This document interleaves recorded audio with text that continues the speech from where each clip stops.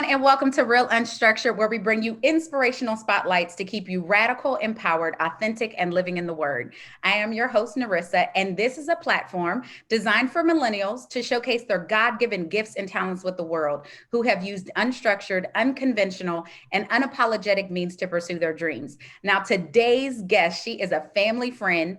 This is my sister's best friend. She is, now get this, y'all, she is an assistant professor in the Department of Neurosurgery and Brain Repair and the Neuropsychology Division at the University of South Florida, Morsani College of Medicine. I mean, that's a whole mouthful right there. Everybody, welcome my guest, Dr. Tanisha Hill-Jarrett. Welcome, Tanisha. Hello. How's it going? How are you? Doing well. How are you? Good. I swear it's been like forever since I've seen you. I know, like years. Yeah, years. And I saw you and I'm like, oh my gosh, you're like grown. You're not this little kid running around anymore, Not in nice. the suburbs of Pittsburgh. We're not doing that anymore. No, we're grown. We got jobs. Look at us. Jobs and doctors. I mean, oh my gosh. Okay, I'm ready to dig in. Please tell the viewers who don't know a little bit about you, something about yourself, your schooling, current city, and this profession that you're in. Just tell them a little bit about yourself. Yes. Hi, everyone. My name is Tanisha Hill-Jarrett, and I am an assistant professor at the University of South Florida. I am a neuropsychologist, and I'm in my second year at my first adult job. And so, in terms of neuropsychology, what exactly is that? Basically, I am a PhD in clinical psychology, and I've gotten specialty training in neuroscience, neuroanatomy, basically all things the brain. And so I specialize in understanding how neurological disorders affect a person's cognitive functioning and just general well-being. So I like the brain. I like the brain a lot. I'm already just in awe. And I mean, Tanisha, okay, so before I get to that question, because I know there's not a whole lot of African Americans and, of course, African American females in this role. So I want to get your take on that. But so you recently completed your residency. So Yes. tell the viewers, where you completed your residency. You said this is your second year in your real job. So where did you complete your residency? And then what was that like as you were starting to study more of the brain? Yeah, so my residency or fellowship is what some people refer to it as, was completed at the University of Michigan. And really, to be considered a neuropsychologist, you have to have this additional specialty training. And so it's 2 years of intensive clinical and research experience in whatever area that's of interest to you. And so for me, my specialty is neurodegenerative disease and dementia. And so that was what I focused on because I love older people and aging and that whole process. And I also have an interest in health disparities. And so for the Black community, we also know that dementia and specifically Alzheimer's disease disproportionately affects Black and Latino older adults. And so that's really where my heart is. And that's what I'm really interested in, the factors that contribute to these disparities, how are they maintained, and how can we kind of intervene to help reduce them over time. Wow. I'm just, again, in awe and shock. And you're absolutely right. And the fact that this study has to happen because dementia, Alzheimer's, I mean, all of that, we don't even realize how that impacts, the just growing up and aging, what that really does and what it looks like. So you touched on a little bit of it, but again, talk about, before I segued into this question, talk about you being an African American woman getting your PhD Yeah. in neuropsychology. What is that like? And are you like the first of your kind? Like, what is it? There were a handful of us, but in my specific cohort, I was the only person. I wasn't the only person of color, but I was the only Black person and the only Black woman in my cohort in graduate school. And oftentimes, depending on the environment that I'm in or the clinical setting that I'm in, I may indeed be the only one. And so from those experiences and just through like kind of trial and error, I've learned the importance of identifying mentorship and identifying people that have been there, kind of done that, or people that are adjacent to what I'm doing, and kind of building a team. And so some of those people have been people directly within the university that I was studying at. There are a handful of Black neuropsychologists. And in fact, one of my mentors is the first Black board certified neuropsychologist. Dr. Anthony Stringer has been so integral in my development and my training. I worked with him in Atlanta at Emory University, and it is an absolute honor to have trained under him. And so, finding these people through my process, and really assembling a team of support has been absolutely essential to my journey, and is really the reason why I'm here. Because I had no idea what I was doing. I was just kind of bumping around, figuring it out as I go. And I'm like, oh, okay, I'm going to pull you along. And so that's really been important, and something that I would suggest to the audience as well. Find your team, find your support. Yeah. Absolutely. I mean, that's great advice. She's giving y'all advice already, y'all. We haven't even gotten that question. She's throwing it down already. So, okay, you talked about how your residency happened. Now, Tanisha, how in the world did you even think about neuropsychology? Like, was this something growing up or in school that this kind of like fascinated you? How did you get this love for the brain and wanting to really study it more in depth to where you went and got a PhD? Yeah, to be honest, didn't even know neuropsychology was a thing until the very end of my undergraduate studies. I knew that I was interested in math, and I actually thought I wanted to be an engineer when I transitioned to the University of Pittsburgh, where I got my bachelor's degree actually in psychology and neuroscience. But so I was really interested in math, and I thought I was going to pursue something in like the STEM or hard sciences, right? But then right before I transitioned to undergrad, we had to do a senior project in high school, and I did something with like anger management, and I worked in like anger management group, and I was just like, I am really fascinated by these people and wanting to help people. And so over time, I really started thinking about, okay, I like science, I like the brain, I like math, I like helping people. What's the best way for me to kind of fuse all of this? And really pursuing a PhD allowed me to do that, because I learned statistics, which is a form of math. I was able to apply that statistics training to do research and answer questions that are of interest to me. I also gained clinical training through graduate school. So if I wanted to pursue therapy or some form of assessment services, I was able to do that as well. And so I really think that neuropsychology has offered me flexibility in a number of different ways, but also allowed me to pursue all of these like varied interests of mine and find a way to melt them and meld them, really. So. Right. That melting pot, taking all the bits and pieces that you like. How can I put this all together and melt it together to make what I want? Absolutely. So before we get to the next question, I have to ask, so you're a PhD, you're a doctor now, and a lot of people are like, you're assistant professor at the University of South Florida in the medicine school, but you didn't want to go the doctor route and being in a hospital. Like, what makes the distinction between you doing what you're doing on the academic side versus could you be in a hospital if you wanted to, and what would that look like? Yeah, so absolutely. You can actually, you can't prescribe, but there are some states that are now advocating, and I think some psychologists are gaining prescription rights. But depending on what your patient population is, you absolutely can work in a hospital setting. And in fact, at Emory, I worked in a rehab hospital setting. And so what I was doing was evaluating the cognitive functioning of acutely injured patients. So people with spinal cord injuries, patients that have strokes, patients that presented with encephalopathies or these altered mental statuses.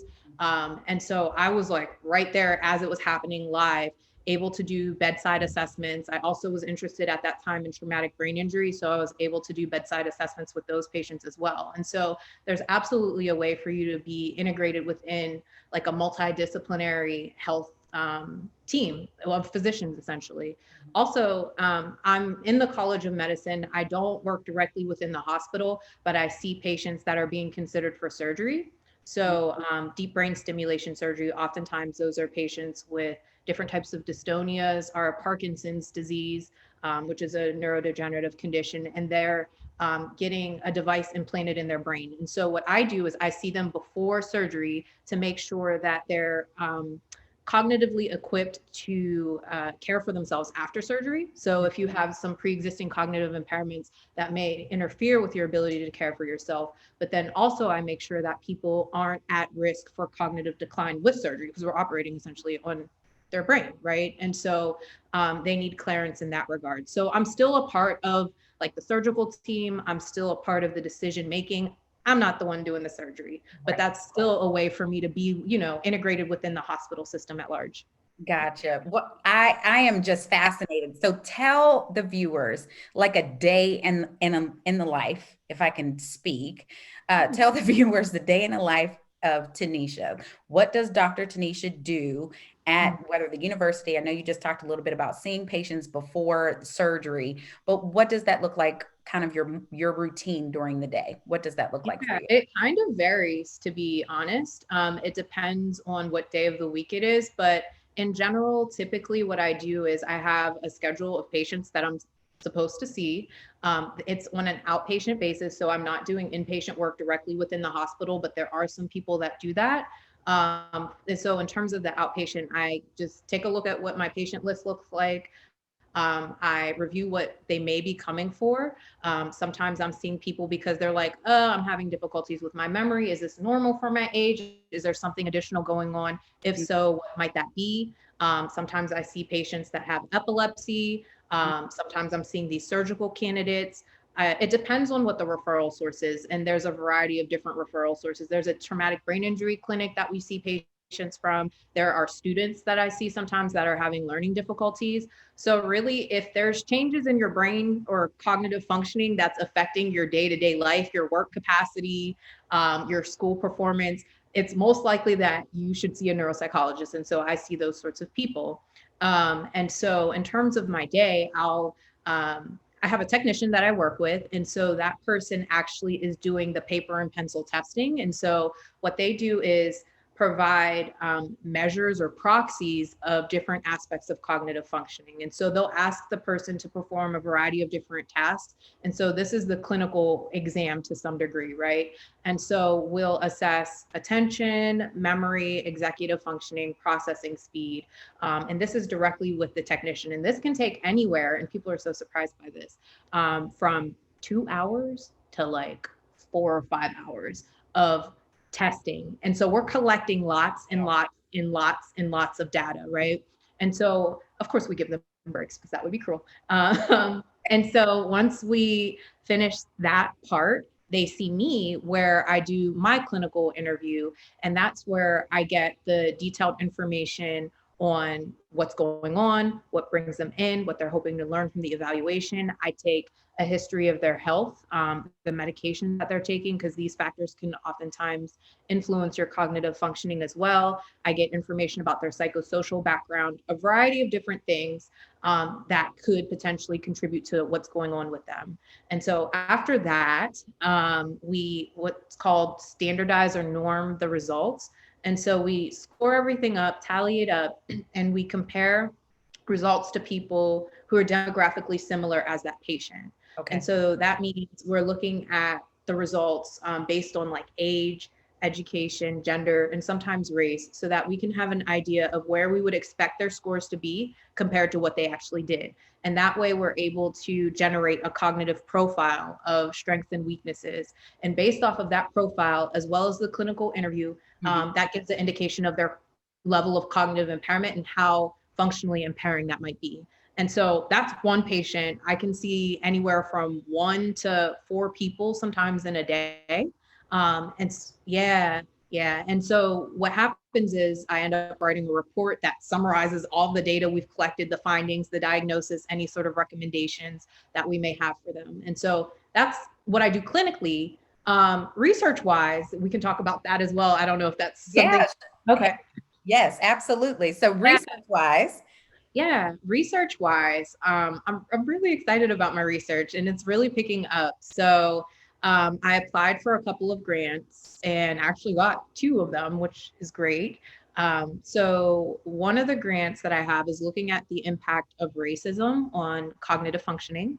Mm. Um, And then the other grant is looking at the effects of COVID-19 on cognitive functioning and just mental health and wellness. And so a lot of my downtime, even though there's not a lot of downtime, has been spent on trying to get these projects up and running. I'm writing papers. And so I'm trying to write from time to time as much as I can. Mhm. So a lot of writing, a lot of seeing patients, a lot of interacting with people. Sometimes I do service outside of that. And so, as I mentioned before we started this, I just was speaking to the Psi-Chi Honor Society group at the University of Cincinnati, and I did a presentation on Black Lives Matter and psychology and the role of psychology during the movement. So, it's a variety of different things, but I feel like it suits me because I like to be busy. I like to do, but I get bored very easily doing the same thing. So it works. Yeah. Absolutely. Oh my goodness. So, okay, you talked about it. So now I have to ask you, COVID. So, how does your work get impacted by COVID, and how are you still able to work and interact with all these people, given the restrictions that we have? Like, how does that impact your work? Yes. For a number of people, they've transitioned in terms of neuropsychologists, they've transitioned to completely telehealth. Okay. So they found ways to virtually assess patients, just so that we're making sure that they're safe. At within my specific department, we have a target goal. I don't know what the actual number is, to be honest, of virtual telehealth appointments that we should be doing. But to be honest, a majority of the people have been coming in, and so we're screening people at the doors. We're having them do like a little checklist before of symptoms before they come, and then they have that second screening at the door. We're also wearing masks and we sanitize everything. They make us wear the little crazy face shields as well. So we're equipped to make sure that people are safe as well as ourselves. And then in terms of my research, that's been interesting. I think I've been fortunate in that a lot of what I've been doing has been online. So I'm assessing cognition, but I'm using a computerized online test battery. So it's not that in-person face-to-face work that I typically do. And so the surveys that I've created, all of the questionnaires and all of that are virtual. And so it really hasn't hindered my progress at all, to be honest. So I've just been Well, fortunate. that's good news. I mean, that's Yeah. good to hear that, Yeah. you're able to work around it and find some workarounds for you to get your job done and really continue to help people. So, I mean, you talked about your research. So the next question I have for you is that research going to end up being a book of some sort, a documentary? Like, what are your plans going forward, that you're going to take this knowledge that you've gained and all of the, the work and research that you have, and of course the grants, Yeah. what can we look forward to coming up? Yes. So typically in our field, one thing that we do with the research is publish it as a manuscript. So it's published in a journal, and it's considered a journal, like an isolated kind of article within a larger journal that's focused on like brain functioning or something like that. And so ideally, I would analyze my results. I got to collect them still, collect my results, analyze them, and then write up the findings. Okay. And so that's one thing I like about research, but I also feel like it's very incremental, meaning like it takes so long to see things. Like I got the grant 6 months ago. I'm still trying to get the project up and running. COVID's been happening. There's a number of different things and factors at play. And then by the time the results are published, it's a year, if not longer, later, right? And this is stuff that like information that needs to be rapidly disseminated. It needs to be out there. And so what I'm looking to do in the future is be more in the community, to be honest. Like I love research. I absolutely love research and I think it's important, but I also want my research to be applicable and applied Yeah. to communities, right? To my community, our community.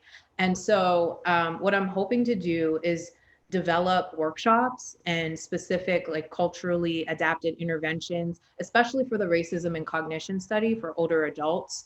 And so I want to be a little bit more in the field and not so removed in academia, in my office. doing the work. Like I want to see the fruits of this labor. I want to be able to actually implement it, incorporate it to actually help people and be around to see the effects of it. So Wow, that's awesome. So do you think that with the research and with the grant that you have, like that you could do case studies of people and getting out into the community and finding people to work with? Like, is that also a goal of yours?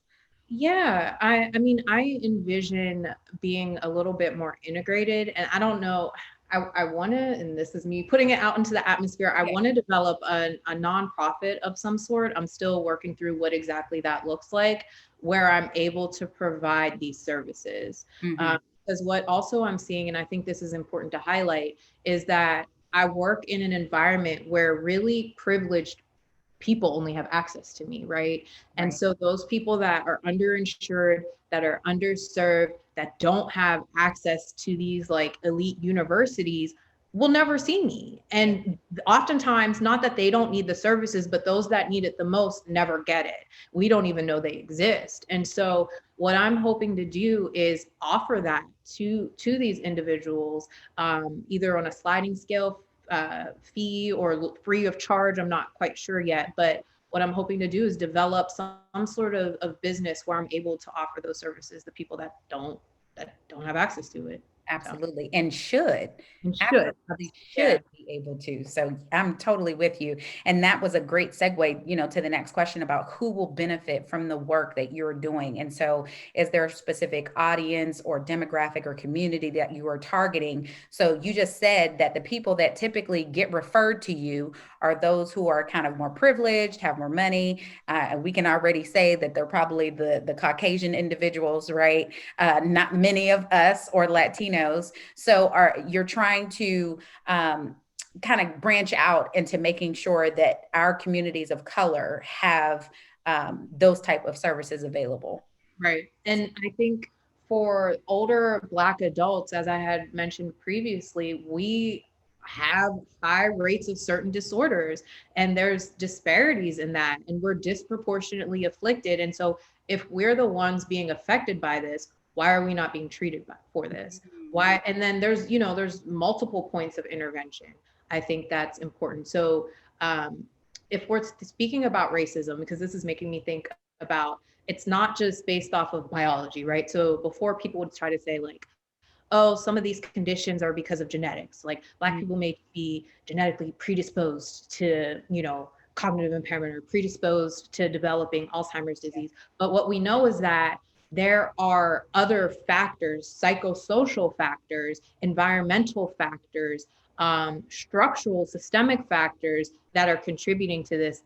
Points of intervention that we or myself as a provider can jump in and be like, hey, no, like these are things that need to be fixed. Things like access to education, things like quality nutrition, things like access to good healthcare and having regular medical appointments. There are certain environmental factors, things like stress and education. I think I had mentioned that before, but there are a number of different things that aren't biology related that are contributing to people's health outcomes and contributing to the differences that we see between minority communities and the white majority. And so what I'm hoping to do is raise awareness, first of all, that these things exist, and also help people to recognize like education quality, like that's something that we can change, right? Nutrition, that's something we can change. Healthcare, access to healthcare and having good providers, those are points of intervention that we can change. And so we should be doing that. And that's kind of the work that I want to do and I want people to be aware of. So, yeah. Absolutely. Man, I'm loving it, y'all. I don't know if you guys are loving it watching them, but I'm gaining so much intel and information, and I am looking forward to what Dr. Tanisha Hill-Jarrett is going to do. So, what would you recommend, Tanisha, for or advise people who want to pursue the field of study that maybe you have gotten into or want to pursue studies of the brain, especially for the other millennials and Gen Zs that may be watching? Because I mean, you were in school for a while. You just Oh, said my you just 20s. Oh, my 20s. Say goodbye. No, I'm kidding. What advice would you give to someone who wants to pursue? I mean, of course, there's, the highs of it, right? And the accolades and things that you get because you are one of very few African-American females that you just said that have finished the program, and your mentors, your team. But what advice would you give to somebody who wants to pursue this area of study? Yeah, I think that finding your community, I just really want to reinforce that finding your community. I think that there were times throughout my journey where I'm like, am I going to make it? And it's not necessarily because I wasn't smart enough. It's just Mhm. hard. Oftentimes it's hard being the only person in your immediate environment. And so I think building a network outside of that, finding outlets outside of that, Mhm. recognizing I am not just my work and I have other interests outside of that. And there are ways for me to connect with other sorts of people is really absolutely essential to like just preserving your wellness, because we want y'all to be here for the long run. Like we have work to do and we need you around to be able to do it. And so absolutely building that and fostering that community and reaching out and being able and comfortable with asking for help, Mhm. and recognizing when, hey, like I'm not doing okay, like asking somebody to help you through that time, I think is really important as well. And then the other piece is really get comfortable with finding your voice and like developing your voice and who you are as an individual, Yeah. because oftentimes through this experience, you'll find that other people trying to tell you who you are, what you're about, why your work is important or not important, usually not important, or why it's not valid. Be confident in who you are, stick to your purpose and your mission, and know that you have value and you will make a change. And so, finding and developing that voice, and that may be through your community. That may be through like finding people who will reinforce that and bounce ideas around with you, but really like building that confidence, I think, is important, and recognizing it's okay to pivot, recognizing that sometimes things may or may not work and being comfortable with trying out different things, and I always say like, just get comfortable with being uncomfortable. And you really have to. And then over time, things just kind of get easy. And if it feels uncomfortable, that's a good thing. Try it anyway. So Wow, she is just dropping, y'all. She dropping bombs on everybody. I am loving it. Love the advice. So, Tanisha, how can people follow you, contact you, learn more, whether they want to try and follow the work that you're going to do in the future with the grants, or even if they had just have questions about dementia or Alzheimer's or the brain? I mean, how can people contact you if they are interested in learning more?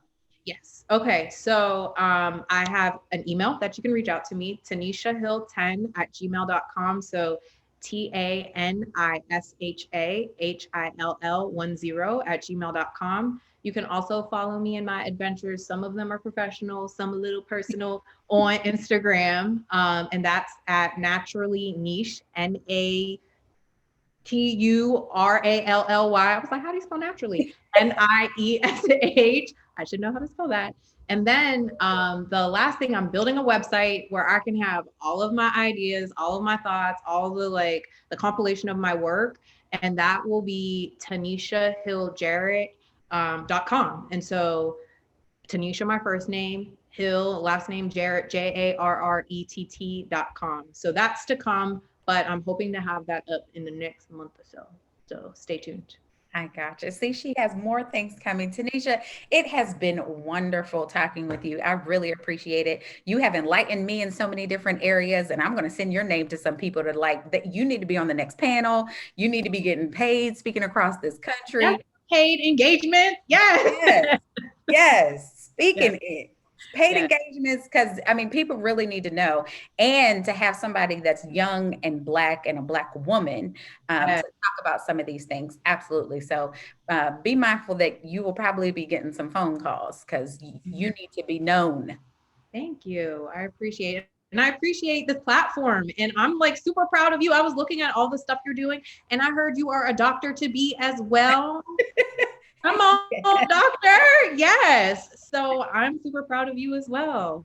Thank you very much. I appreciate you. Everybody, welcome and thank Dr. Tanisha Hill-Jarrett. Thank you so much. Thank you. And now it is time for our Rebel Faith moment. I want to thank my special guest, Dr. Tanisha, for joining us today. And I'm telling you, I have learned a lot, and I am inspired by what she said.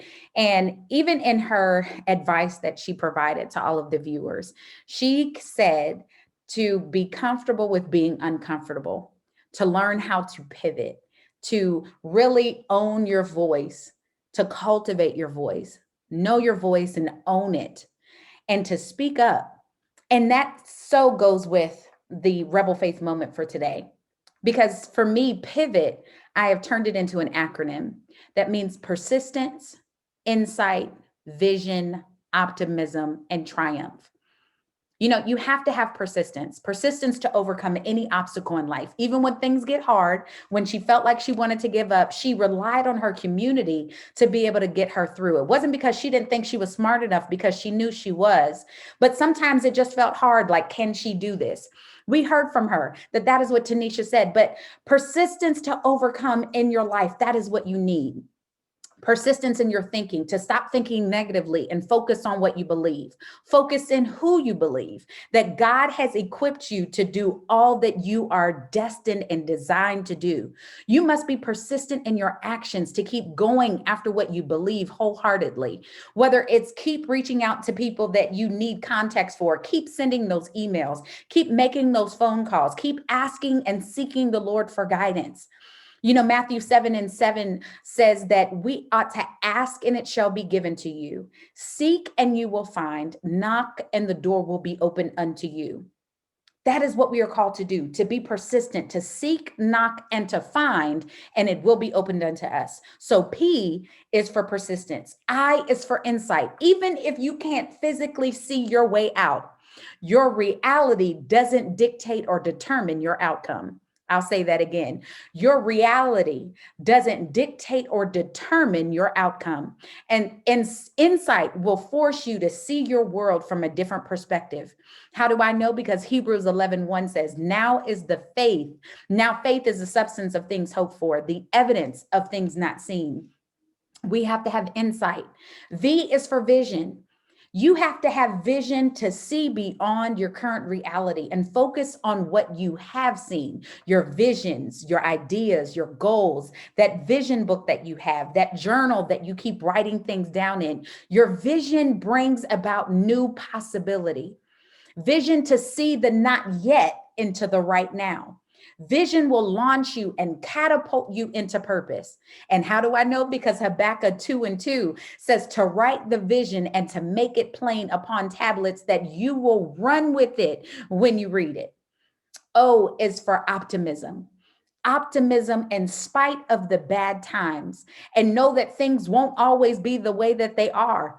Things will change, things will work out. You know, the old church saying says that trouble won't last always. Optimism will get you through it. And Isaiah 43:19 says, see, I am doing a new thing. Now it springs up. Do you not perceive it? I am making a way in the wilderness and streams in the wasteland. And then the T in pivot means to triumph. You have to see yourself as successful, as already having accomplished that which you believe to come to pass. Triumph says that you are victorious, that you are a conqueror, and you are made to make it. You can make it and you will win. You have to view your goal. You have to see yourself at the finish line and walk in triumph. 2 Corinthians 2:14 says, now thanks be unto God, which always causes us to triumph in Christ and makes manifest the Savior of his knowledge by us in every place. So we have to learn how to pivot, own our voice, know that you can do it. You are smart enough, you are bright enough, you have the courage to do it. And when things get hard, when obstacles seem to come your way and you question and wonder if you can, take a lesson from Tanisha that you can pivot. You can be persistent, insightful, have vision, optimism, and expect triumph in your life. God bless you.